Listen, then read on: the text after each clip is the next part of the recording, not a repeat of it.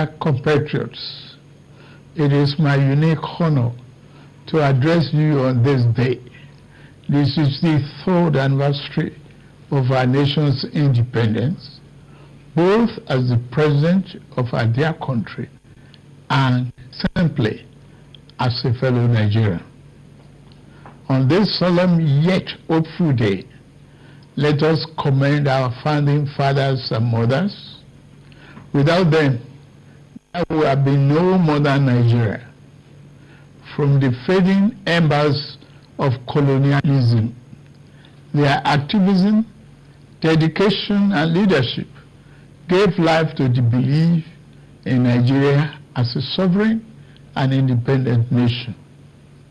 Let us, at this very moment, affirm that as Nigerians, we are all endowed with the sacred right and individual gifts that God has bestowed on us as a nation and as human beings.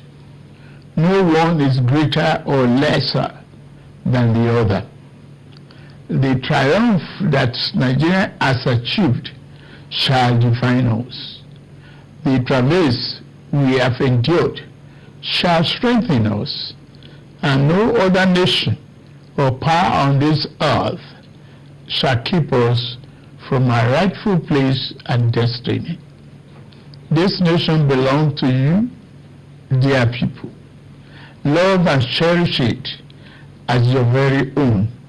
Nigeria is yours. Nigeria is remarkable in its formation and essential character.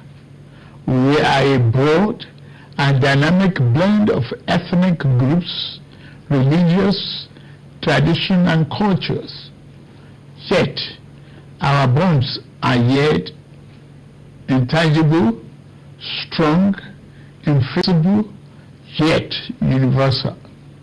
We are joined by a common thirst for peace and progress, by the common dream of our prosperity and harmony, and by the unified ideas of tolerance and justice. Forging a nation based on the fair application of these noble principles to a diverse population has been a task of significant blessing, but also serious challenge. Some people have said an independent Nigeria should never have come into existence. Some have said that our country will be torn apart. They are forever mistaken.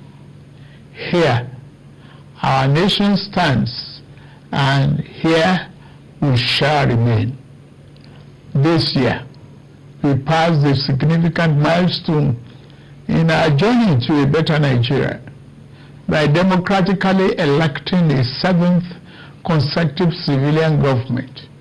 Nigeria has proven that commitment to democracy and the rule of law remains our guiding light.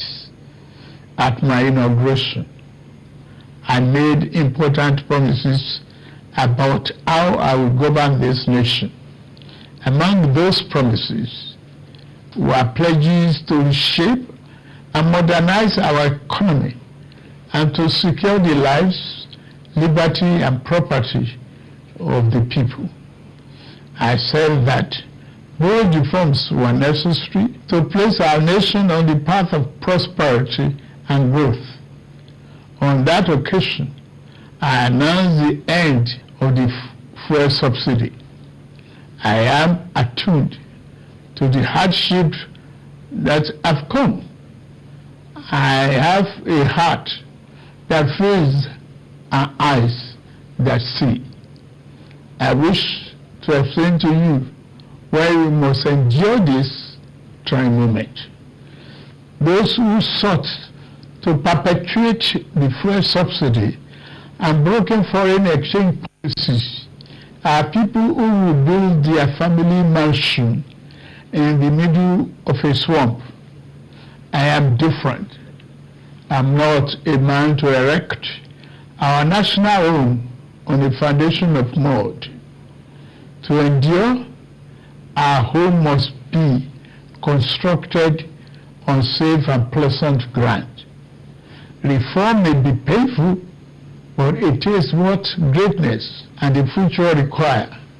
We now carry the cost of reaching a future Nigeria where the abundance and fruit of the nation are fairly shared among all, not hoarded by a select and greedy few.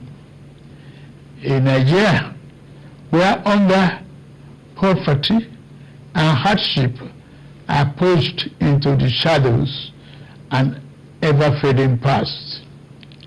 There is no joy in seeing the people of this nation shoulder burdens that should have been shed years ago.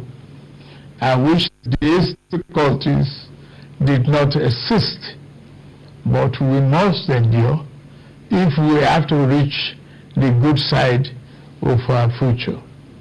My government is doing all that it can do to ease the load.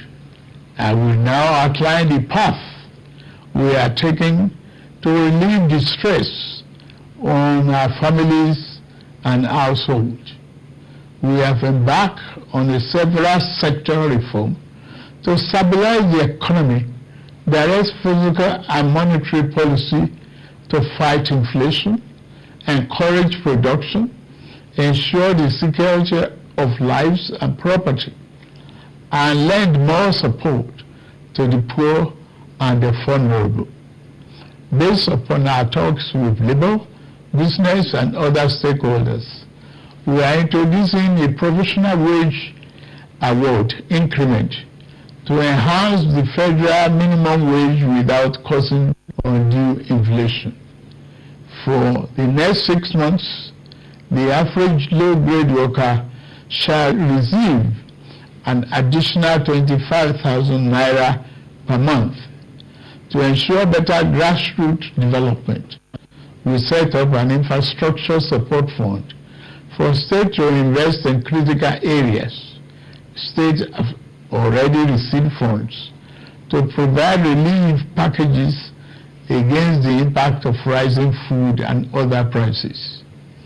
Making the economy more robust by lowering transport costs shall be key.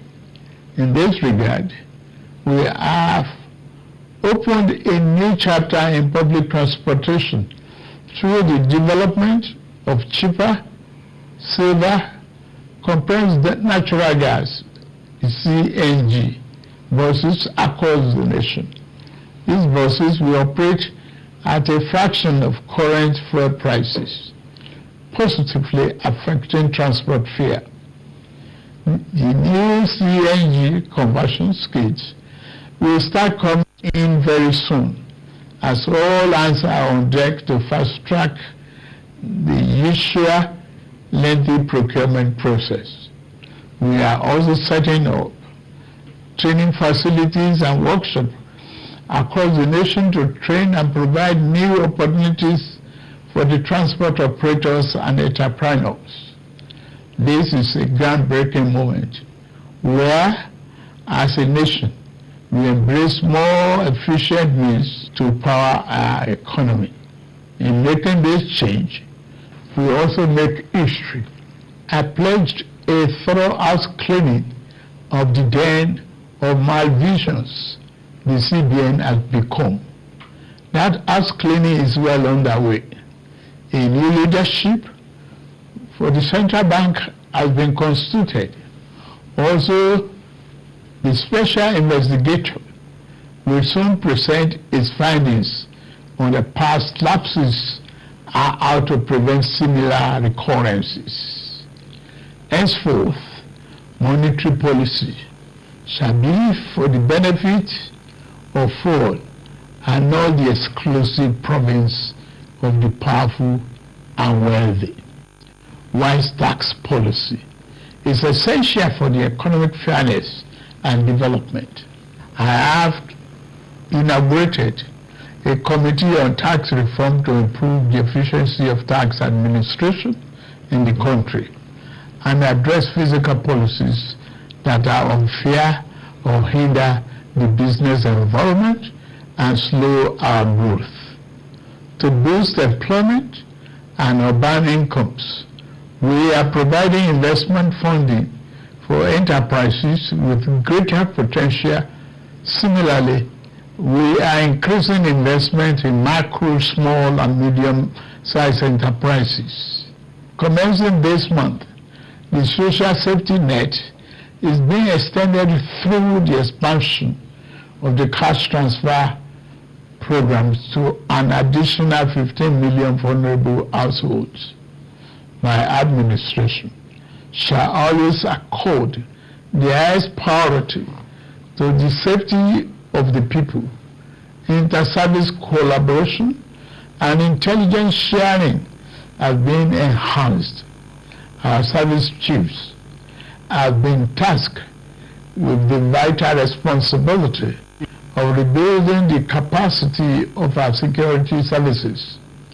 Here, I salute and commend our gallant security forces for keeping us safe and securing our territorial integrity. Many have paid the ultimate sacrifice. We remember them today and their families. We shall equip our forces with the ways and means needed to perform their urgent task on behalf of the people. We shall continue to make key appointments in line with the provision of Constitution and with fairness towards all men, women, youth, and physically challenged shall continue to be given due regard in these appointments. May I take this opportunity to congratulate the National Assembly for its role in the quick takeoff of this administration through the performance of its constitutional duties of confirmation and oversight. I similarly congratulate the judiciary as a pillar of democracy and fairness. I also thank members of our dynamic civil society organizations and labor unions for their dedication to Nigerian democracy. We may not always agree, but I value your advice and recommendations. You are my brothers and sisters, and you have my due respect. Fellow compatriots, the journey ahead will not be navigated by the fear of hatred. We can only achieve a better Nigeria through courage, compassion, commitment as one indivisible unit. I promise that I shall remain committed and serve faithfully. I also invite all to join this enterprise to make our beloved nation into its better self. We can do it. We must do it. We shall do it. I wish you all a happy 63rd Independence Anniversary. Thank you very much for listening. May God bless the Federal Republic of Nigeria and bless all of you.